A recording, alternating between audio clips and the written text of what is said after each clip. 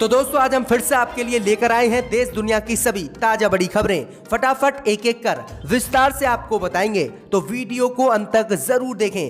दोस्तों वीडियो बनाने में हमें काफी मेहनत लगी है, तो वीडियो को दिल से लाइक कर दें। जी हां दोस्तों, पहली खबर में आपको बताएंगे कि कोरोना महामारी के बीच अमेरिका ने भारत की मदद करने से किया इनकार, तो सऊदी अरब आया सामने। सऊदी अरब ने 80 मीट्रिक टन ऑक्सीजन भारत को मुफ्त देने का किया ऐलान। भक्तों और मोदी की खुली आंखें। तो वहीं आपको बताएंगे दोस्तों कि उत्तर प्रदेश में योगी को लगा एक और बड़ा झटका। भाजपा विधायक संगीत सोम का पूरा परिवार हुआ कोरोना संक्रमित। बढ़ गई है उत्तर प्रदेश में योगी की मुश्किलें।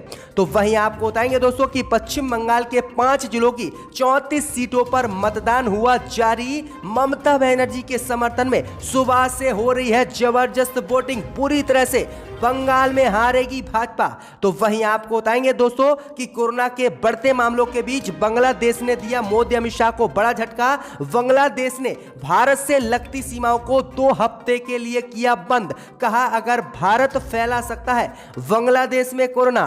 तो वहीं आपको बताएंगे दोस्तों कि पश्चिम बंगाल में ममता बनर्जी ने लोगों से मतदान करने की अपील। कहा कोरोना की ना करे चिंता, मोदी अमित शाह ने पहले ही बंगाल में फैला रखा है कोरोना। तो वहीं आपको बताएंगे दोस्तों कि दिल्ली में किसानों की ट्रैक्टर परेड के दौरान हिंसा फैलाने वाले भाजपा समर्थक दीप सिंधु को कोर्ट ने दी जमानत। उठ रहे हैं अब कोर्ट पर सवाल। तो सभी खबरों को आपको बताएंगे दोस्तों, वीडियो को लाइक कर दें। इसी बीच पर तो दोस्तों अगली खबर की ओर, तो कोरोना महामारी में अमेरिका ने मोदी अमित शाह को दिया धोखा, तो मदद करने के लिए सऊदी अरब आया सामने। 80 मीट्रिक टन ऑक्सीजन सऊदी ने भारत को देने का किया ऐलान। भक्तों की खुली आंख। जी हां दोस्तों, आपको बता दें बड़ी खबर सामने निकल कर आई दोस्तों कि कोरोना की दूसरी लहर ने भारत में आतंक मचा रखा है और ऑक्सीजन की कमी से भारत में लगातार अस्पतालों में कोरोना मरीजों की मौत हो रही है। भाई आपको बता दें कि ऑक्सीजन की कमी की पूर्ति करने के लिए मोदी सरकार ने अमेरिका से मांग की थी कि अमेरिका उन्हें ऑक्सीजन दे, लेकिन अमेरिका ने भारत को ऑक्सीजन देने से साफ इनकार कर दिया। अमेरिका की सरकार ने कहा कि सबसे पहले हम अपने यहां पर ऑक्सीजन की कमी की आपूर्ति करेंगे, अगर बचती है ऑक्सीजन तब भारत को दी जाएगी। भाई आपको बता दें कि भारत को अमेरिका से धोखा मिलने के बाद अब सऊदी अरब ने भारत को मदद का ऐलान कर दिया है। सऊदी अरब ने अमेरिका से धोखे मिलने के बाद 80 मीट्रिक टन ऑक्सीजन भारत को देने का ऐलान किया है, जिसके बाद मोदी सरकार ने सऊदी अरब का आभार भी जताया है और भक्तों की भी आंख खुल गई है। भाई आपको बता दें कि 80 मीट्रिक टन ऑक्सीजन शिपों के जरिए सऊदी अरब से भारत आएगी। इसको लेकर मोदी सरकार ने भी बड़ा ऐलान कर दिया है और मोदी सरकार ने कहा है कि सऊदी अरब हमारा सच्चा दोस्त है, हमारा साथ सभी लोगों ने छोड़ दिया, लेकिन सऊदी अरब ने हमारे लोगों की मदद की है और हमें ऑक्सीजन की आपूर्ति की है। तो ये बड़ी अपडेट आ रही है कि सऊदी अरब ने 80 मीट्रिक टन ऑक्सीजन भारत को देने का फ्री में ऐलान किया है। तो ये बड़ी अपडेट आ रही है दोस्तों, जिससे भक्तों की भी आंख खुल गई है। इसी बीच पर तो दोस्तों अगली खबर की ओर, तो उत्तर प्रदेश में योगी को लगा एक और बड़ा झटका। भाजपा विधायक संगीत सोम का पूरा परिवार हुआ कोरोना पॉजिटिव। जी हां दोस्तों, आपको बता दें ये बड़ी खबर सामने निकल कर आई दोस्तों कि उत्तर प्रदेश की योगी सरकार को आज कोरोना महामारी से बड़ा झटका लगा है। दरअसल आपको बता दें कि उत्तर प्रदेश में योगी सरकार के मंत्री और सरधना सीट से भाजपा विधायक संगीत सोम के साथ साथ उनकी बेटी एवं उनके पुत्र कोरोना पॉजिटिव पाए गए हैं। सभी लोग आइसोलेट हो गए हैं। आपको बता दें कि उत्तर प्रदेश में इससे पहले भाजपा के 2 मौजूदा विधायकों का कोरोना से निधन भी हो गया है और अब भाजपा विधायक संगीत सोम सहित पूरा परिवार उनका कोरोना पॉजिटिव पाया गया है। तो ये बड़ी अपडेट आ रही है भाजपा को। लगातार उत्तर प्रदेश में झटके पे झटके लग रहे हैं। जब भाजपा के विधायक ही कोरोना पॉजिटिव पाए जा रहे हैं तो आम जनता को योगी सरकार कैसे कोरोना से बचाएगी, अब योगी पर सवाल उठने शुरू हो गए हैं। इसी बीच पर दोस्तों अगली खबर की ओर, तो पश्चिम बंगाल में 5 जिलों की 34 सीटों पर मतदान जारी। ममता के समर्थन में जबरदस्त वोटिंग। जय दोस्तों, आपको बता दें कि पश्चिम बंगाल में जारी विधानसभा चुनाव के मद्देनजर आज 7वें चरण के चुनाव के तहत 34 विधानसभा सीटों पर मतदान बंगाल में शुरू हो गया है। मालदा, कोलकाता, मुर्शिदाबाद, वर्धमान, दक्षिण दिनाजपुर के 34 विधानसभा क्षेत्रों में आज वोट डाले जा रहे हैं। वहीं आपको बता दें कि ये मुस्लिम बहुल इलाके और यहाँ पर सुबह से ही ममता बनर्जी के समर्थन में जबरदस्त वोटिंग हो रही है। वहीं आपको बता दें कि सुबह के 10 बजे तक 17.95 95% वोटिंग हुई है। यहां पर लगभग 92% वोटिंग होने का अनुमान लगाया जा रहा है। तो ये बड़ी अपडेट आ रही दोस्तों की 34 विधानसभा सीटों पर ममता बनर्जी के समर्थन में जबरदस्त वोटिंग सुबह से ही हो रही है और मोदी सरकार ने केंद्रीय बलों की कम से कम 796 कंपनियों को तैनात किया है। तो ये बड़ी अपडेट आ रही दोस्तों की भाजपा यहां से बुरी तरह से हार रही है। इसी बीच बढ़ते दोस्तों अगली खबर की ओर, तो बांग्लादेश से मोदी अमित शाह को बड़ा झटका। कोरोना के बढ़ते मामले के बीच बांग्लादेश ने भारत से लगी सीमाओं को 2 हफ्ते के लिए किया बंद। जी हां दोस्तों, आपको बता दें ये बड़ी खबर सामने निकल कर आई दोस्तों कि भारत में बढ़ती कोरोना महामारी के बीच बांग्लादेश की सरकार ने आज मोदी अमित शाह को बड़ा झटका दिया है। कोरोना के बढ़ते मामलों के बीच बांग्लादेश ने भारत से लगती सीमाओं को 2 हफ्तों के लिए बंद कर दिया है। दरअसल आपको बता दें कि बांग्लादेश की सरकार ने कहा है कि भारत में कोरोना महामारी बहुत तेजी से बढ़ रही है, जो वहां पर रुकने के लिए तैयार नहीं है। इसलिए बांग्लादेश में अगर भारत से आने वाले नागरिक आए तो बांग्लादेश में भी कोरोना महामारी बहुत तेजी से बढ़ेगी। इसलिए हम अपने देश को कोरोना महामारी से बचाने के लिए ये कदम उठा रहे हैं और 2 हफ्ते के लिए भारत और बांग्लादेश की जो सीमा है उसको हम बंद कर रहे हैं। तो ये बड़ी अपडेट बांग्लादेश से आ रही है, बड़ा झटका बांग्लादेश से मोदी सरकार को लगा है। इसी बीच बढ़ते दोस्तों अगली खबर की ओर, तो ट्रैक्टर परेड के दौरान लाल किले में हिंसा फैलाने वाले भाजपा समर्थक दीप सिंधु को कोर्ट ने दी जमानत। जी हां दोस्तों, आपको बता दें ये बड़ी खबर सामने निकल कर आई दोस्तों कि 26 जनवरी के मौके पर किसानों की ट्रैक्टर परेड दिल्ली में हुई थी और दिल्ली में ट्रैक्टर परेड के दौरान लाल किला पर हिंसा हुई थी, जिसमें दीप सिंधु का नाम सामने आया था। दीप सिंधु पर किसानों ने आरोप लगाया था कि दीप सिंधु भाजपा का समर्थक है और उसने सनी देओल के साथ चुनाव प्रचार भी किया था और उसी ने किसानों के आंदोलन को बदनाम करने के लिए दिल्ली के लाल किले पर ट्रैक्टर परेड ले गया और वहां जाकर उसने हिंसा फैलाई और वहां पर धार्मिक झंडा भी फहराया। वहीं इसी मामले को लेकर अब 30 यारी कोर्ट ने दीप सिंधु को आज जमानत दे दी है।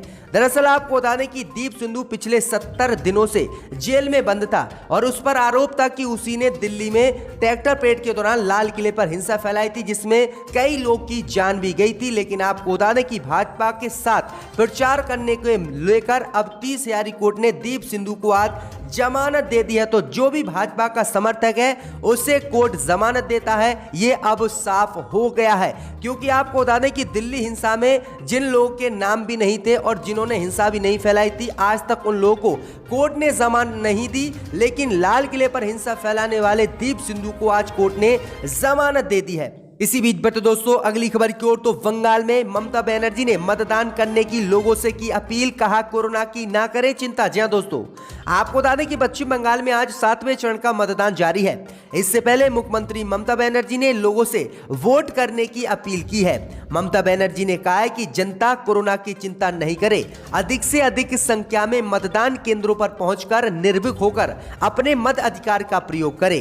वहीं आपको बता दें कि प्रधानमंत्री मोदी पर भी ममता बनर्जी बरसी। ममता बनर्जी मुर्शिदाबाद जिले के बहरामपुर में वर्चुअल रैली को संबोधित करते हुए ममता बनर्जी ने कोरोना के बिगड़ते हालात को लेकर मोदी सरकार पर निशाना साधा। ममता बनर्जी ने कहा है कि देश में कोरोना को नियंत्रित करने के लिए अस्पतालों में ऑक्सीजन, बेड और दवाइयों का इंतजाम नहीं किया गया है। अपने देश को छोड़कर 80 देशों में वैक्सीन मोदी ने भेज दी और यहाँ की जनता को एक भी वैक्सीन नहीं दी और यहाँ की जनता इधर उधर भटकती रही। इसलिए मोदी दूसरे देशों में अपनी छवि बनाने के लिए ऐसा कर रहे हैं, लेकिन अपने देश के लोगों की इन्हें बिल्कुल चिंता नहीं है। तो ये बड़ी अपडेट आ रही है, बड़ा हमला ममता बनर्जी ने आज मोदी पर बोला है। इसी बीच बढ़ते दोस्तों अगली खबर की ओर, तो रांची हाई कोर्ट से जमानत मिलने के बावजूद फिर टली लालू की रिहाई, राजद समर्थकों में निराशा। जी हां दोस्तों, आपको बता दें कि राजद सुप्रीमो लालू प्रसाद यादव के परिवार, पार्टी व चाहने वालों के लिए आज एक बुरी खबर सामने आ रही है। दरअसल आपको बता दें कि रांची हाई कोर्ट से जमानत मिलने के बावजूद उनका अपने नेता की रिहाई का इंतजार फिर बढ़ गया है।